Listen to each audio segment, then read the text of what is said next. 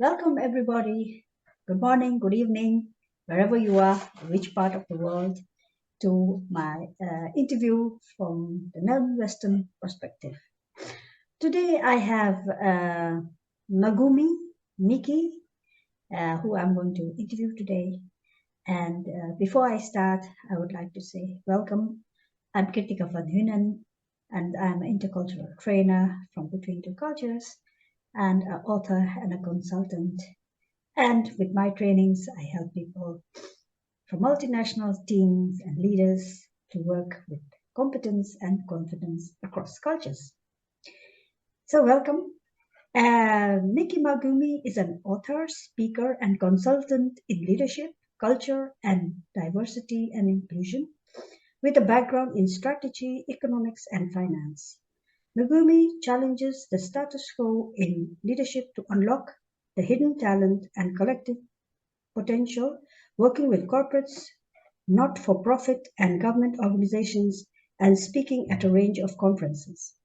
She is the author of 2 books, Start Inspiring, Stop Driving, Unlock Your Team's Potential to Outperform and Grow, and the second book, the most important one, is Quietly Powerful, which is how your quiet nature in your hidden leadership strength.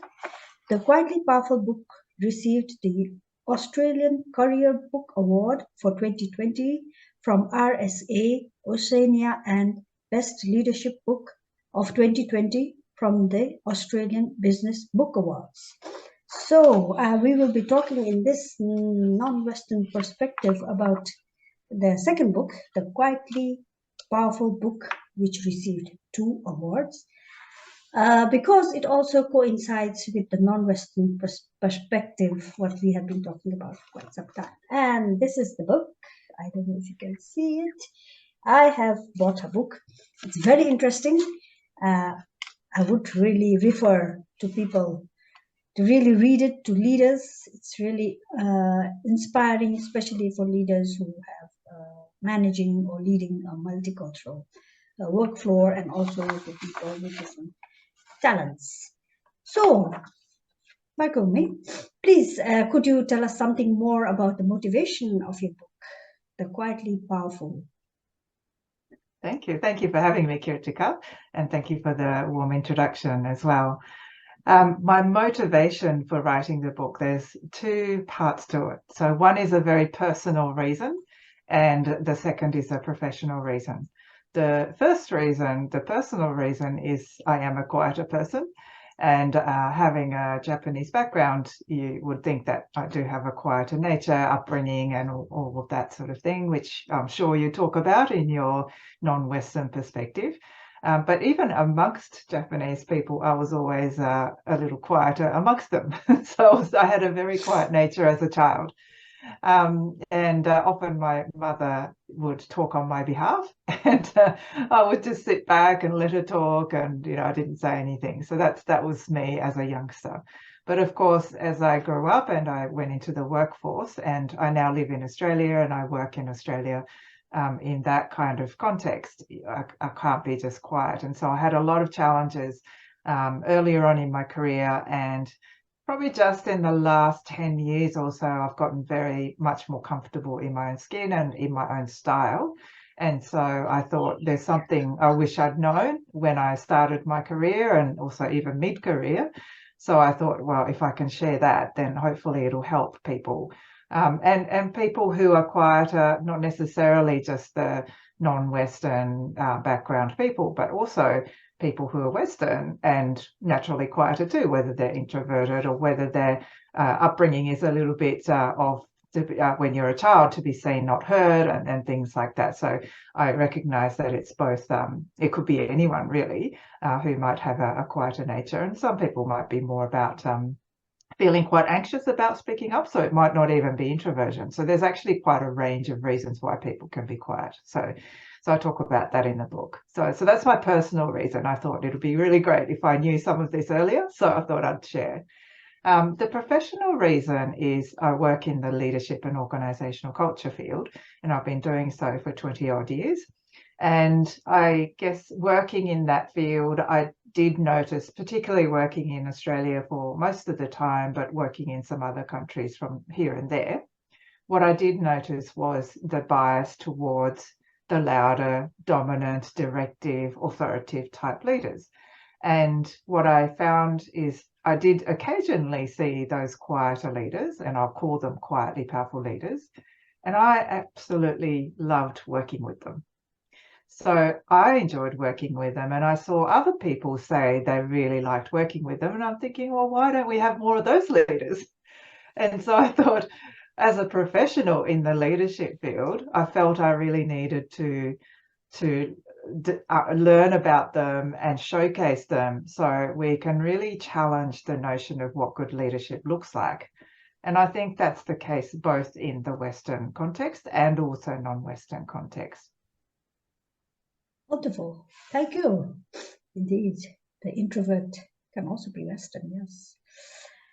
In your book, you mentioned about the listening culture, about also seeing that you come from a Japanese cultural background. How does that work? I've read and heard a lot about the listening to the air culture in Japan. Could you explain something about how that works? How are you supposed to listen to the air? And of course, also, what is the advantage that a leader can see of a person who has this quality of listening to the air? So my understanding of listening to the air, because I've really lived in Japan for when I was a child, not so much in the professional context. I've worked there, but not for a very long time. But my understanding of listening to the air is really picking up on the mood and also listening to what's not said. So something that I have noticed is that when I was living in Japan, I felt an expectation of needing to really think about what people are not saying and really trying to understand what people are saying and not saying. So that it has its advantages, of course, because you're really listening beyond the words. And that's a huge advantage in terms of leadership because you're going to be seeing and understanding people a lot more. But I do see some disadvantages too, because what it means is that you may not elicit information from people and just make assumptions rather than checking with people what they're really thinking or understanding and things like that. So I think there's advantages and disadvantages. And again, I do think that some people in the Western cultures are also good at that, the people who listen to what's not said. But I do think that Japanese people or, Asian cultures particularly do have a tendency to listen and pause more. In fact, I recently saw a LinkedIn post by a Japanese culture expert who was a Western guy. He said that there's a different, and I was really interesting because for me, I wouldn't say I'm an expert in Japanese culture anymore because I don't live there. But what I noticed though on the post was he talked about how conversations occur in Japan versus elsewhere, and the conversations outside of Japan occurs like somebody speaks, next person speaks, somebody speaks, next person speaks. Yes. While as in Japan, somebody speaks, there's a pause, and then the next person speaks, there's a pause, and then the next person speaks. And I could relate to that because I tend not to say things, jump in and things like that. I tend to wait for somebody to finish. And so, yeah, I can totally relate to that. So I thought that was quite funny. Yes, very nice. I think I had seen that post as well. Did you? Yeah. It was for Dr. Rupert or something, I think. Yeah. Yeah, indeed. It was nicely illustrated. You're right. It was hand-drawn, yeah. right? Yes, that's right. Yes, it was a sketch. Yes, very nicely done. Yeah. Next, about in your book, you talk about the tall poppy syndrome. Would you like to elaborate on it and also say if it is something that belongs to all cultures or is it more from the non-Western perspective? Where I think it's a spectrum. So as I said, I live in Australia now, and they do talk about the tall poppy syndrome. Australia is a very egalitarian culture, and so when somebody does something or achieves something great that's a little different to the norm. Yeah, people can get knocked down because there is a tall poppy syndrome culture. But I think it's the degree to which that happens. I do remember in Japan feeling like you really can't stand out. So this is in my younger years, and it's a few decades ago now. But I do remember at school that when I did well in an exam or something like that, I would never tell people, because there was a risk to stand out and be picked on because I'm overly smart or whatever it was. So I remembered being picked on as a teacher's pet as well because I did something that the teacher liked. So yeah, there's definitely that tall poppy syndrome. The degree is a bit higher in Japan, for example. So I'm not sure whether that's the case that you find in your culture as well, but I think there's just different degrees in different cultures. Yes, it could be the collective side of because they say the Western side is individualist and the Eastern side is collective. So it could be the collective side that you get corrected if you are always trying to be the tall one, sticking out. Yeah. You're right. Thank you. And there is another thing about, very nicely you put it in your book, about how you felt in your non-Western upbringing, that it was somehow not good enough when you came to work or when you were in the Western culture. Please, could you elaborate on that? Could you explain that? Sure. Yeah. So I think that's also a multiple angles, if you like, in terms of why I felt that way. So I would say I was often the minority. So I was working in Australia. I was a minority in terms of being a young woman of an Asian background in a largely white Anglo-Saxon organizational clients that I was working with. So I was definitely on the outer. I was definitely a minority. And so there were times when I felt like I wasn't listened to, or people didn't take my ideas seriously. And I think all of those elements, so even just simply being younger, it can happen. But when you add being young, being a woman, being Asian, and being quieter naturally, all of those combined made it very difficult to be taken seriously. And I started my career as a management consultant, so I had to work with senior managers in clients.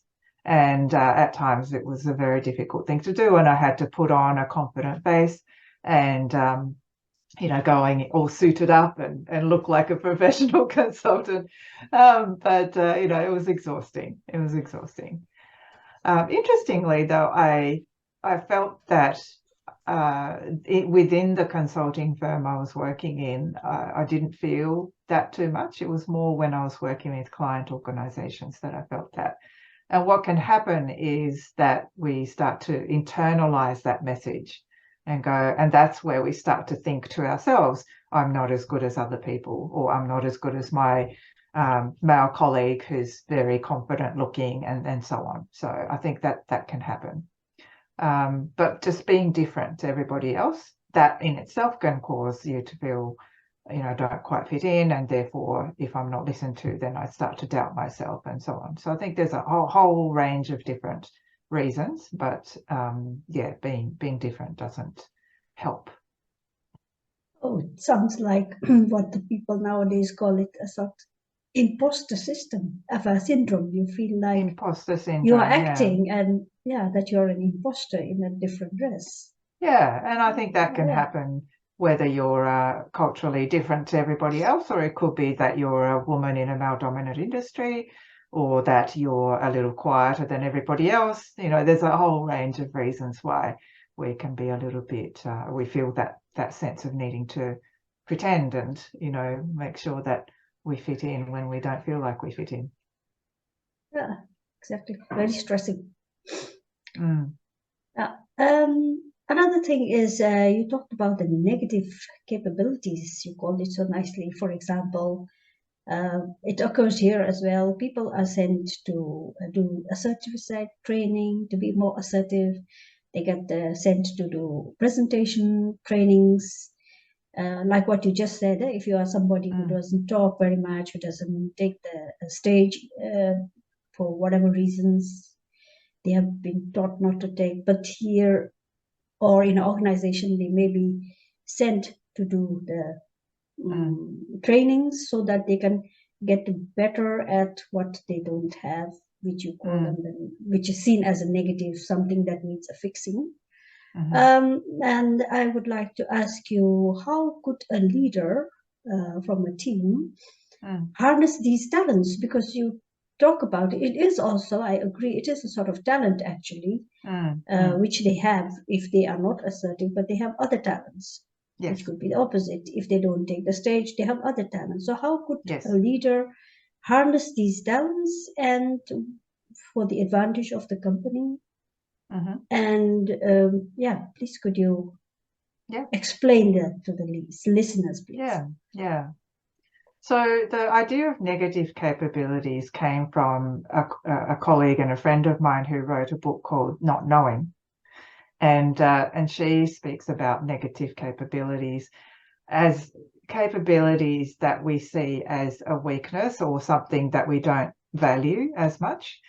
And so things like being reflective, being very thoughtful, and being a listener, being someone who is, often letting other people take the spotlight, things like that. You could say that, people can see it as, well, you're not leading from the front and things like that. So you might see it as a weakness, but actually when it comes to an environment where it's complex, where you need different voices in problem solving. So, this world right now, there's a lot of uncertainty and not one person can never know everything.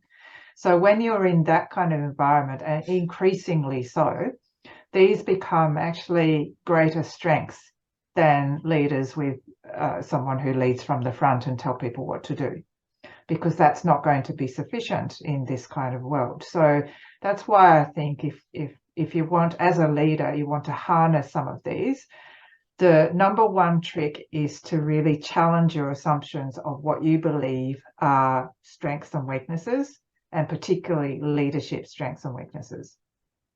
So if you're of the type that thinks that assertiveness is necessary for leadership, there is a certain degree of assertiveness that you need. But if you have someone who's the opposite, who tends to be quite accommodating and they listen to other people, there's actually a huge strength in that as well.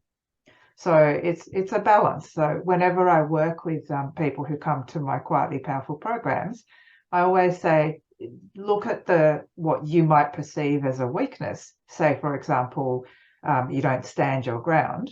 That's often something that people mention, to say they often just go with the majority view or the louder voice. And I say, well, there's a strength to that, because what you're doing is you're much more consultative, you listen to others' views, and you form your views based on a collective range of views or multiple perspectives, which is a huge strength in a complex environment. But at the same time, there will come a point where you do need to make your point too. So it's not an either or, but if you have a view that it's one is a strength and one is a weakness, then that's not going to be helpful. So that's a suggestion for both leaders looking for leadership talent, but also for the people who are a little quieter, to appreciate what they've got, but also add some skills as well. Yeah, very interesting. And I have another interesting point, which you mentioned very well, is the inside-out approach of development. It's a very interesting point, is that in your book? And it is about, please could you explain to the leaders more about the inside-out approach, because I found it very inspiring. Can I ask you what you found inspiring? Now, about that, indeed, it's about in the non-Western culture also. For example, we use a lot of self-development, and it's not from the outside, but it's mostly from the inside. So we go through meditation, yoga. It's a way of life to develop yourself from the inside. So we're always looking for ways to develop ourselves from the inside. And then you come with a book where you say, hey, it can also be applied here and to the talents. And yes, please could you explain it more? Yeah, it's very interesting. Okay, yeah, great. I suppose I personally have had a lot of I've gone to all sorts of different courses, but very much a personal development natured programs, and I've got a number of teachers who have helped me to develop myself internally as well as externally. So I guess that's been helpful for me, and I do think that it makes a difference when you can support people and people that I've coached whenever they want to develop a skill or something that they want to be able to do. There's always a technique and a skill on the outside, but there's always an internal state that they have to get to as well. So, for instance, many of the quieter professionals who come to my programs would say something like, well, how do I speak up in meetings when people are so noisy around me and I can't find the space to jump in, and or I get anxious about speaking up because I worry about what people might think, those sorts of things. So there are techniques you can use to be able to jump in and or find something to say and being present and things like that, so you can listen to what's been said and share what you're thinking, or even summarize what people are saying. So there's lots of techniques. But the thing is, what happens with those people is it's often that they're either anxious or they feel pressured to say something.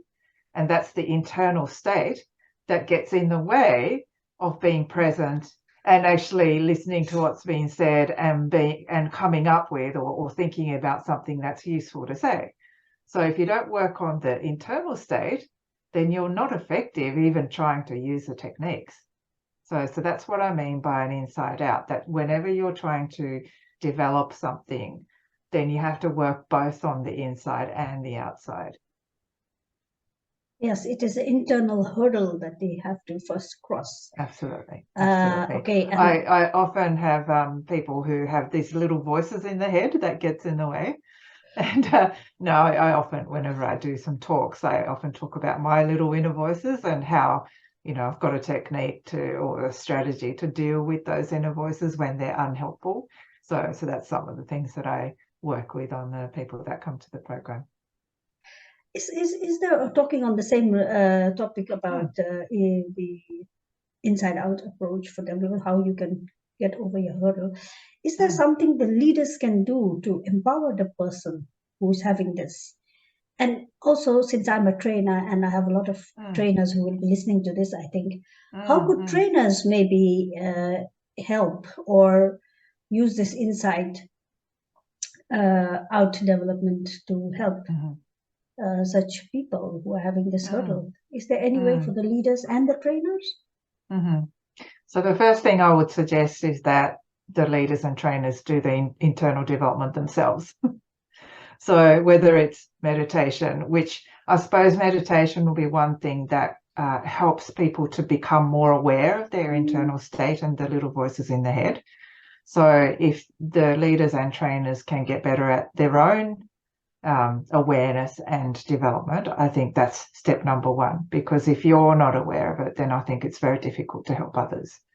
So that will be step number one. But I think the other thing is you can learn about how these internal states and our thought processes and things like that can get in the way, or it can be helpful. So I think it's about learning more about that. And, I've spent a good 10, 15 years working on that for myself, and also learning about all the theories. So I think that will be really helpful. In terms of people who haven't got the time to go through that whole process, I think as a minimum, something to do is to just pay attention to it. So pay attention to their own little voices in the head, but also listen to people, how they talk to themselves and talk to people. Often when I'm coaching people, I notice some patterns of how they speak. So, you hear people say, oh, I'm not good at this, that's why I'm so-and-so. Or, you hear some repeated words. And so when I'm coaching people, I always pick that up and say, so I've noticed you say this quite often.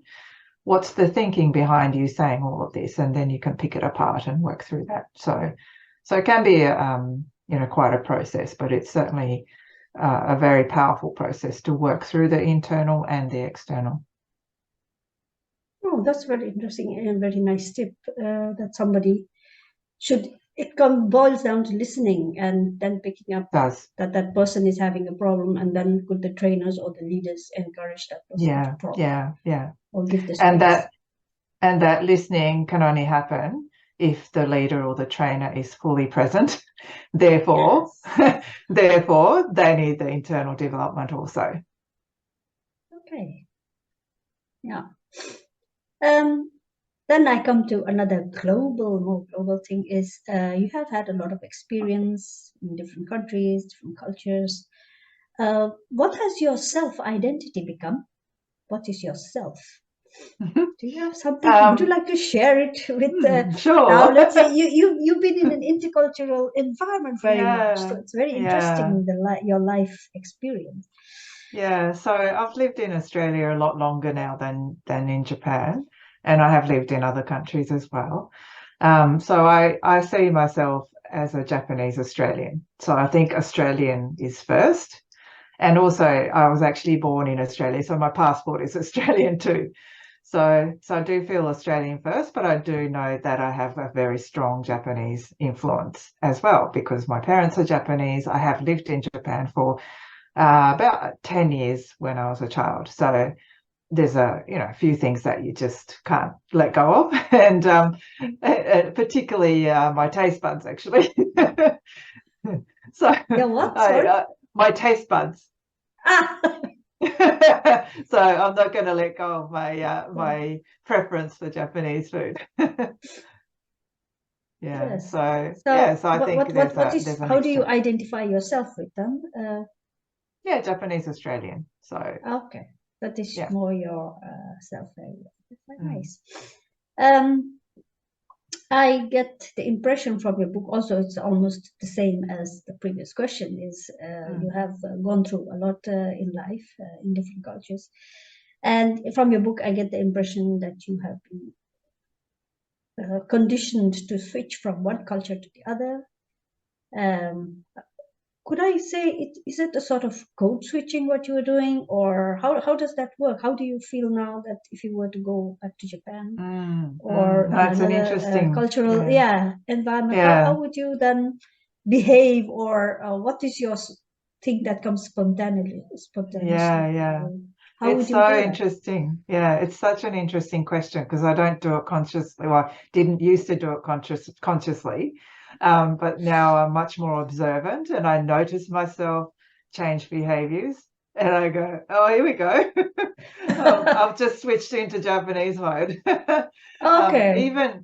So particularly when I go and visit Japan, that's definitely the case. I start to bow, and I start to be a little more polite with people, and there's just little things that I would do that I wouldn't do here in Australia. So it comes naturally, would you say that? It just happens. Okay. No, that's good to hear. And it's probably because I've lived in different cultures, I pick things up fairly quickly. So if I notice people doing things, behaving in a certain way, I do pick things up fairly quickly. So I would tend to try and do that out of respect and out of wanting to fit in.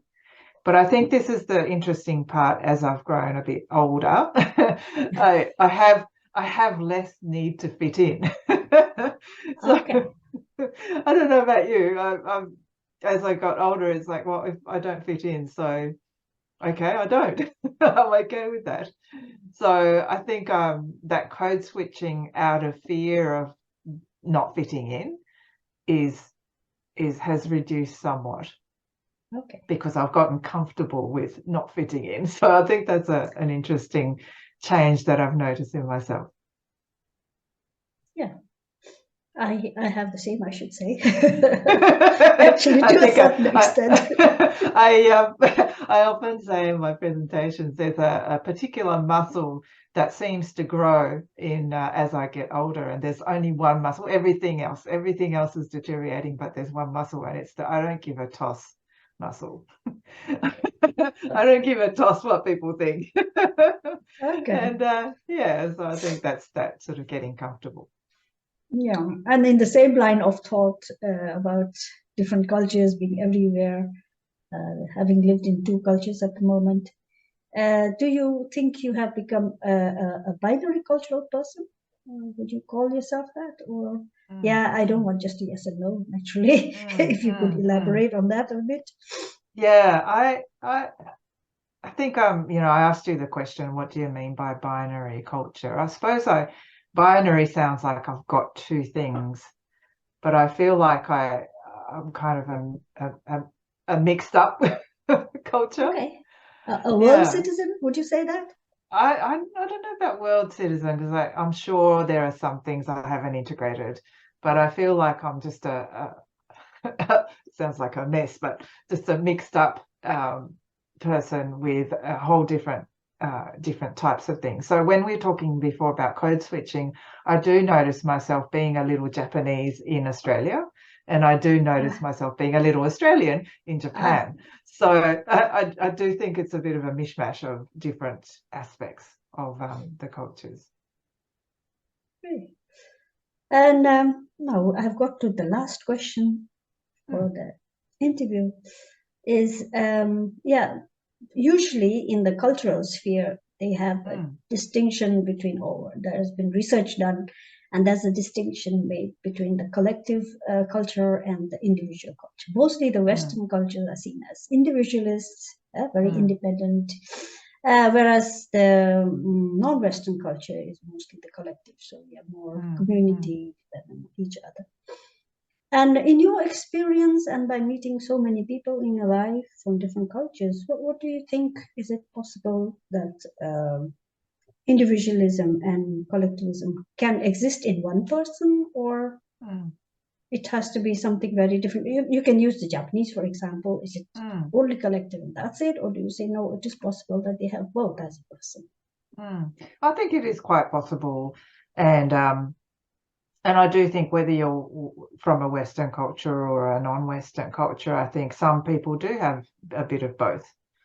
And I do believe that having both is really important moving forward, because they both have benefits. Individualism has a real benefit of pushing yourself to be the best and expressing yourself and all of that, where sometimes in a Japanese culture, for example, it gets suppressed. And I think that's not healthy. So I do think that individualism has its place and it's beneficial. And also collectivism is absolutely beneficial. So when you're in a Western culture and everybody's in it for themselves, that's not very productive either. So that collectivist thinking about the whole, thinking about everybody else is also important. So I think having both is, in my view, in the bigger picture, I think that's the evolution of humanity, that we all start to incorporate both in our way of thinking. So that's my bigger view, but I'm not sure, that's just my opinion. So I'm not sure what you think. No, I have met people who have both. And I've also met people who have only one. It depends on which stage of life they are in, or how much they've seen the world outside their own cultural sphere or world. So I do tend to agree with you.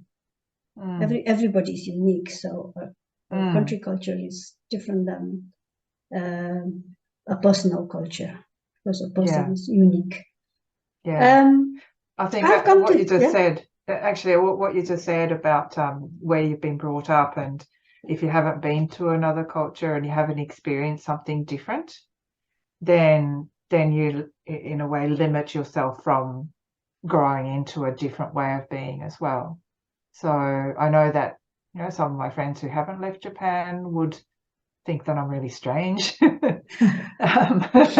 But it's like I've extended myself to learn a different way, as well as still retaining some of what is really beautiful about a collectivist culture also. That's what I hope anyway. So I've come to the end of my questions, and is there anything you would like to add to the listeners? I was just thinking about the listening question that you had earlier, and I thought something that I wouldn't mind sharing is my research with quietly powerful leaders.